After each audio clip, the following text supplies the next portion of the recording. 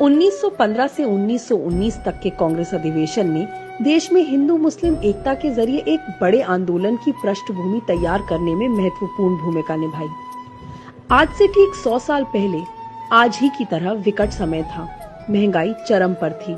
जनता पर अनावश्यक टैक्स का बोझ लाद दिया गया था। महामारी से हजारों लोगों की जानें चली गई थी। अहंकारी ब्रिटिश हुकूमत रॉलेट कानून जैसे हथकंडों से देश की आवाज दबा रही थी। 1919 के मॉन्टेगू चेम्सफोर्ड जैसे सुधारों के नाम पर मताधिकार सीमित कर दिया गया। प्रांतों की शक्तियां कम कर दी गईं। कुल मिलाकर ब्रिटिश हुकूमत का मकसद जनता का शोषण करना था।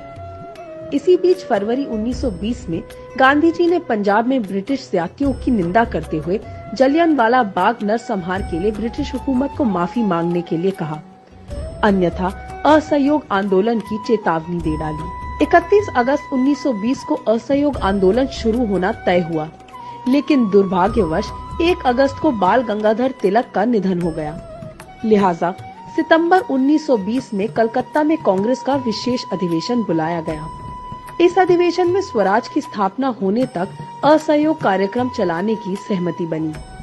कांग्रेस के इसी विशेष अधिवेशन में विदेशी वस्तुओं के बहिष्कार, खादी का प्रयोग, चरखा कातना, सरकारी शिक्षण संस्थाओं, विधान परिषदों, न्यायालयों का बहिष्कार और पंचायतों के माध्यम से न्याय का निर्णय हुआ। साथ ही सरकारी उपाधियों को लौटाने, सरकारी सेवाओं को छोड़ने, सरकारी करों का भुगतान न करने, सरकारी तथा अर्ध सरकारी उत्सवों का बहिष्कार का भी निर्णय लिया गया। इसके साथ ही हिंदू मुस्लिम एकता को प्रोत्साहित करने, छुआछूत को दूर करने और अहिंसा को सर्वोपरि रखा गया।